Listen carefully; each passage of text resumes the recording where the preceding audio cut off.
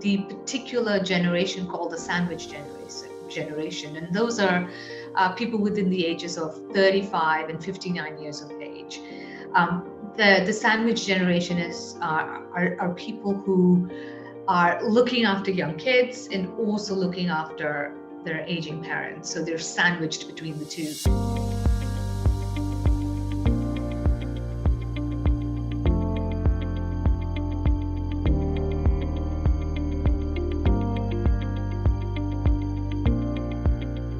Hello and welcome to Comms Life from APCO Worldwide. I'm your host, Tom Billinghurst. Every episode we explore the topics and trends shaping the communications industry. Since the outbreak of the pandemic, mental health and well-being has irrefutably plunged. In 2020 alone, the global prevalence of anxiety and depression increased by 25%.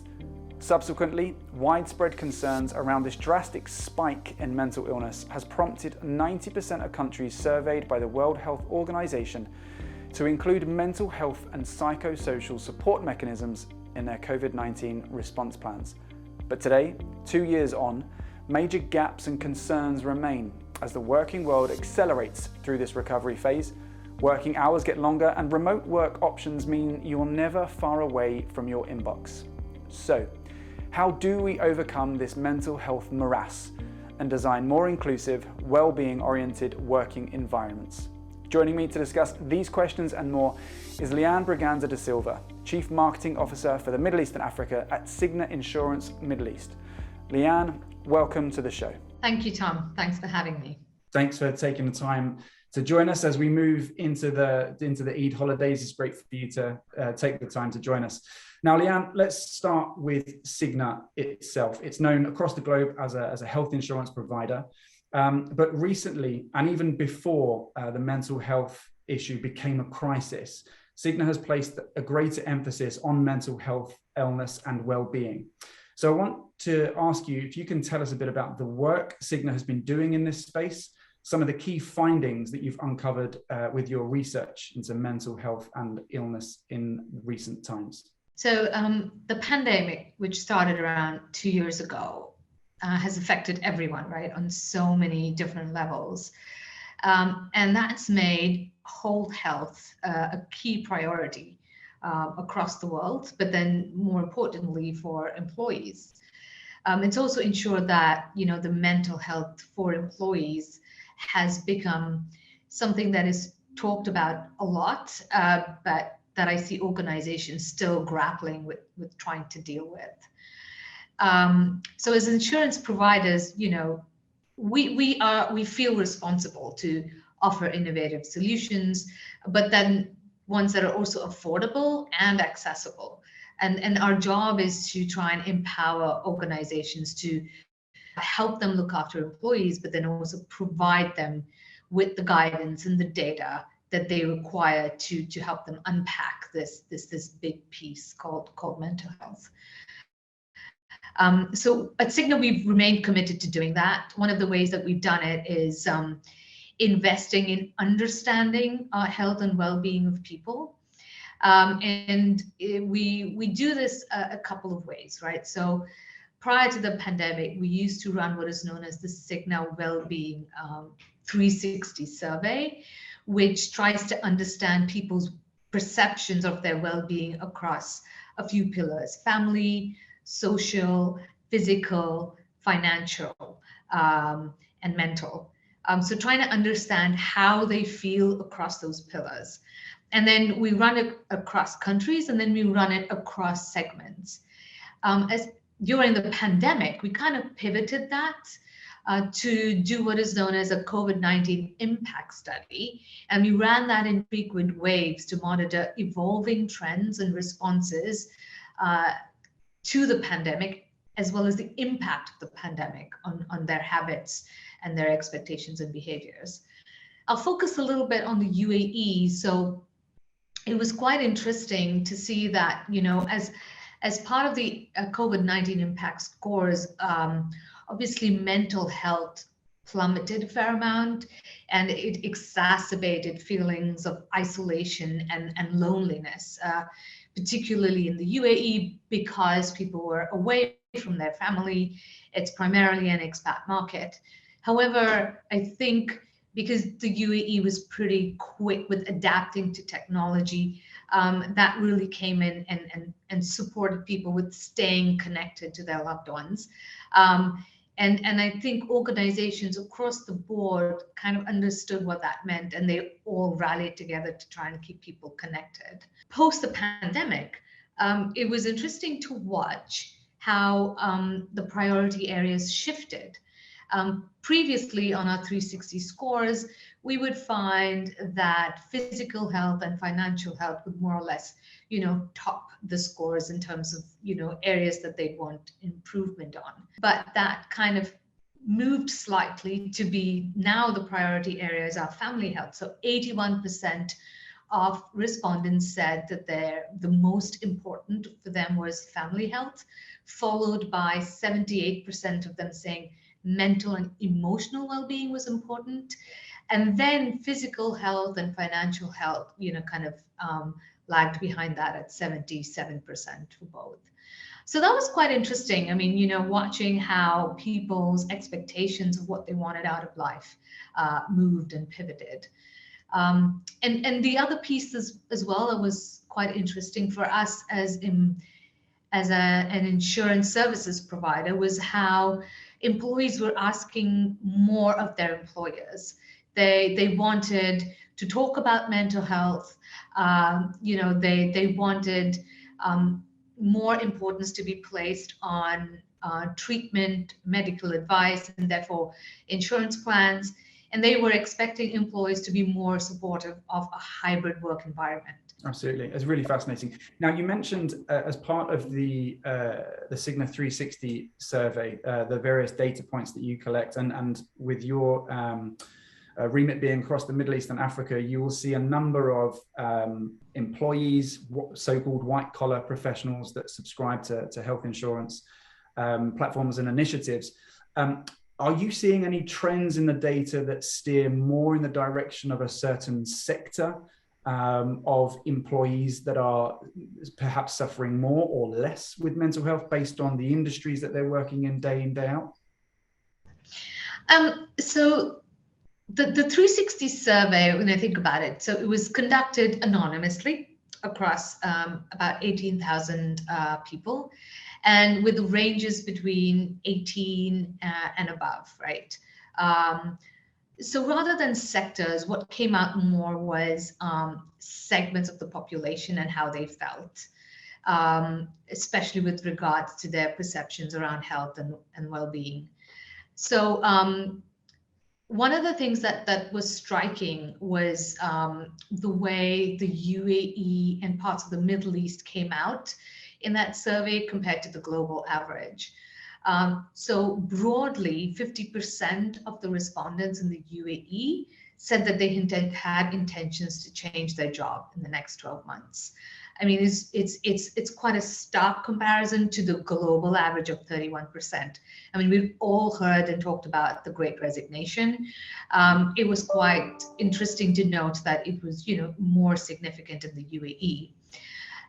Another interesting point was the particular generation called the sandwich generation. And those are people within the ages of 35 and 59 years of age. The sandwich generation are people who are looking after young kids and also looking after their aging parents. So they're sandwiched between the two. They had a higher job insecurity. And they, not surprisingly, felt more pressured and more stressed, both mentally and financially. So 45% of the sandwich generation were going to be changing their jobs in the UAE versus a global average of 25% of the sandwich generation. So again, it's not surprising given that a large proportion of the, UAE population pretty much falls in within that age group.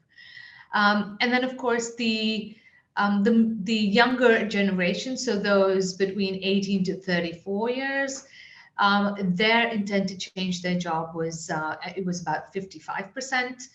Again, slightly higher than the average of the UAE, but still, higher than 31% globally. So then moving from the analysis that you have from the data and you're able to glean those insights, I mean, it's fascinating that the sandwich generation, and in particular within that, there's another segment of the sandwich generation that's more disproportionately affected by the last 2 years. Are you able to then, you referred to innovative solutions for people that need healthcare. How do you then at Cigna use that data to come up with packages that are tailored for people that need a certain level of support with a certain amount of income to be able to put into an insurance package?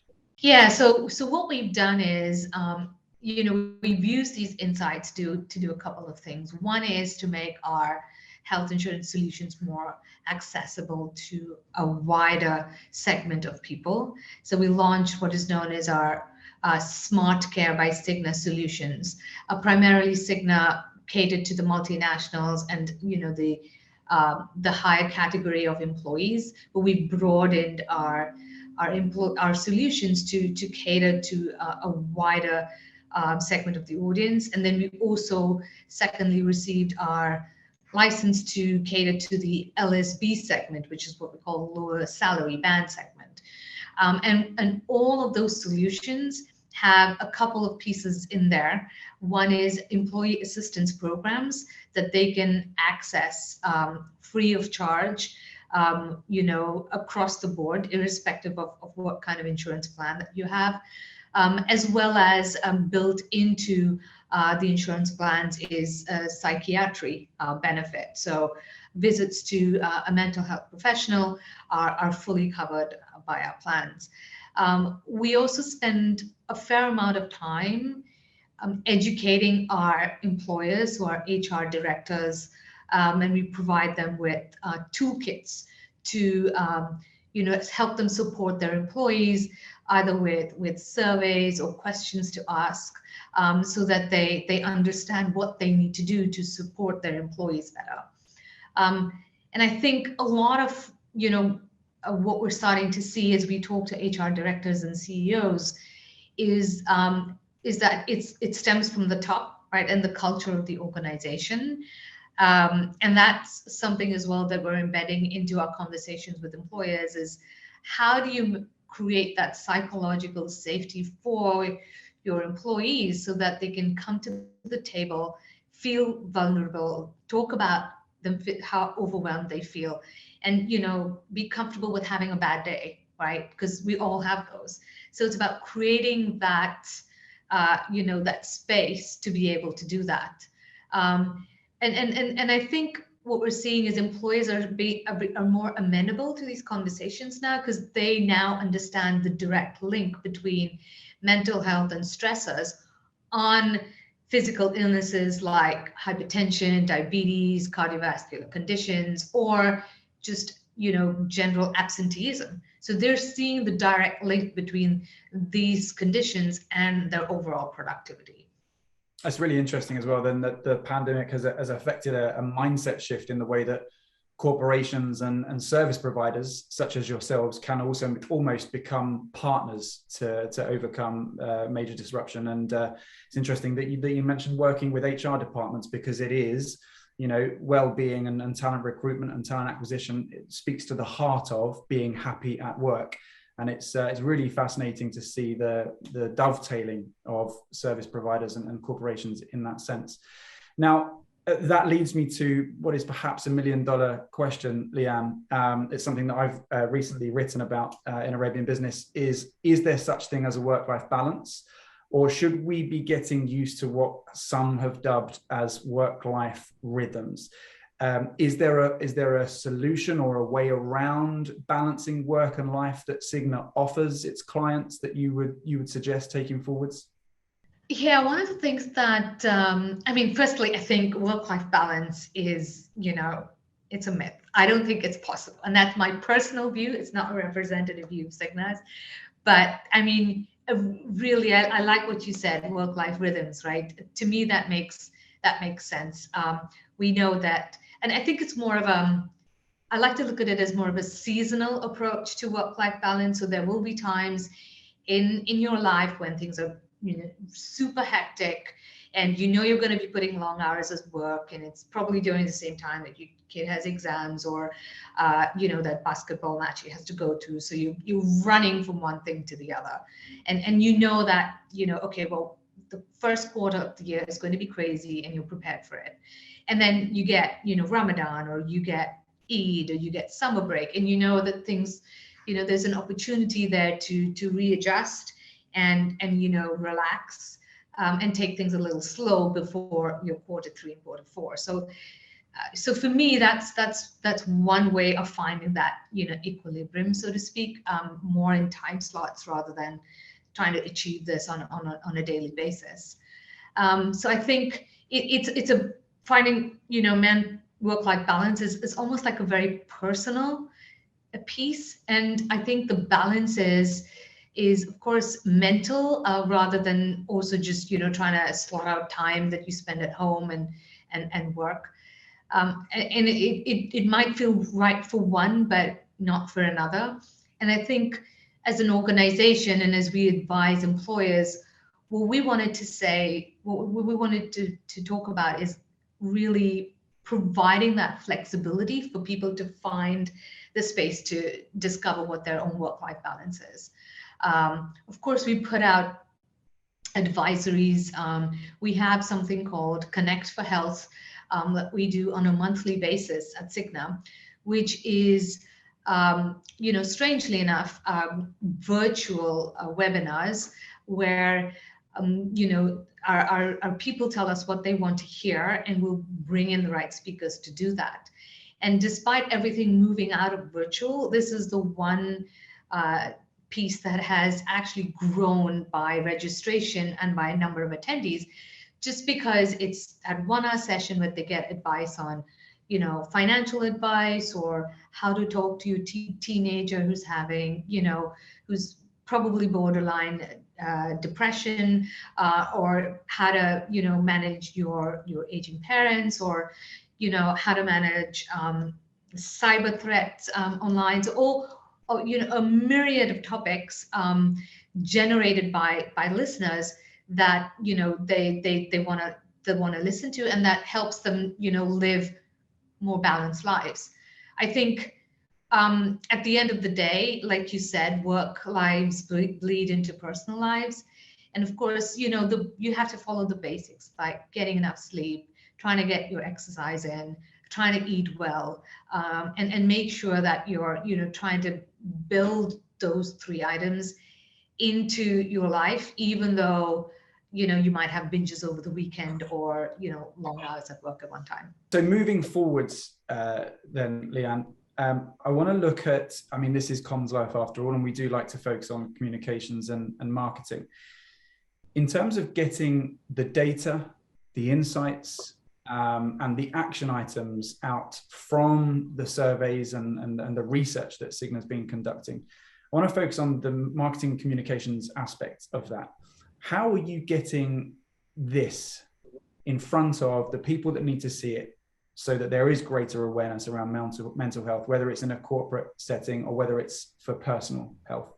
Yeah, and that's a great question, Tom. We're spending a lot of time, educating various segments of our audiences, whether it's individuals for webinars, or going out to conferences, and even having closed those sessions with government officials and CEOs. So we're providing them with as much data that can support them to better address these challenges or identify opportunities.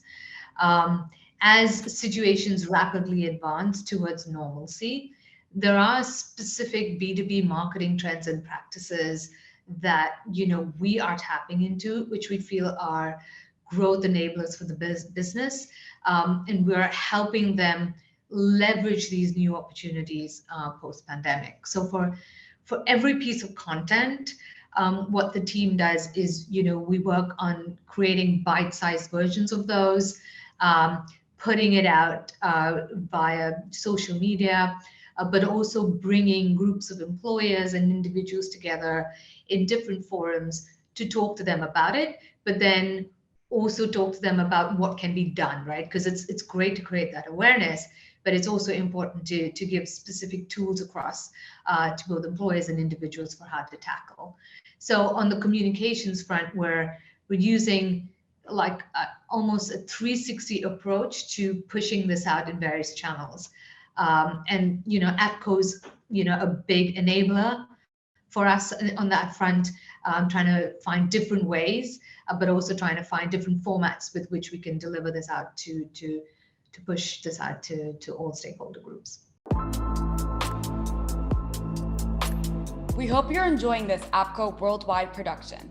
To find out more of what we do in the communication space, head to apcoworldwide.com and see how we are helping firms build back stronger.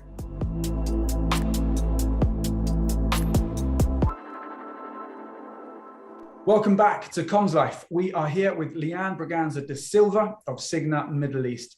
In this part of the podcast, we want to get a closer look at the person beneath the professional. So Lianne, I've got some getting to know you questions here, if you're happy for me to push on with these.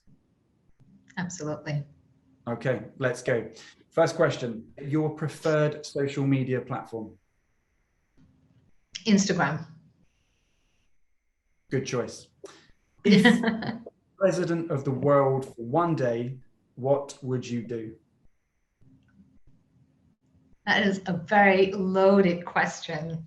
I would, and I am not prepared for it at all. But diving into my instincts, I would push for policies around vegetarianism and no guns in homes. Okay. Next up, your favorite escape destination? I would say anywhere that takes me to a trekking, a mountain, or kayaking, anything that keeps me outdoors and close to nature. It doesn't matter where it is. Are we going for Kilimanjaro treks, or are we going for Jebel Jais treks? Jebel Jais, light and easy. Nothing too strenuous. Thanks. Okay, excellent. Okay, next question. TV and film or books? I would say books. I love the written word. I love how, I can get lost in a book and, I get transported into different worlds. It helps you to, gives your imagination a bit of an exercise. Film and TV are important as well because they're easy in entertainment, infotainment, education formats. But at the end of the day, a book is what helps to relax me. Fantastic. And then the final question, you need to fill in the blank for me on this one. I love communications because...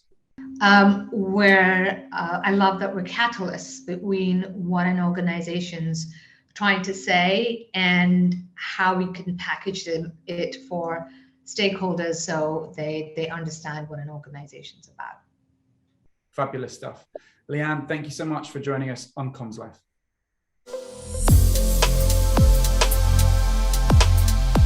Thanks for listening to Comms Life. If you liked that, leave us a rating on Apple Podcasts.